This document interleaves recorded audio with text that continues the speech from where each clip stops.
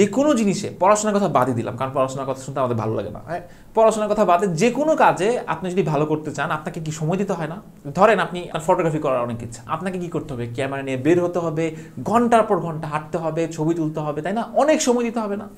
এখন এই সময়টা যদি আপনার না থাকে, আপনি কিভাবে ফটোগ্রাফি করবেন? আচ্ছা, ফটোগ্রাফি বাদ দিলাম, আপনি বলতে পারেন যে আচ্ছা আমি কি করতে, আমার ডিজাইনিং ভালো লাগে।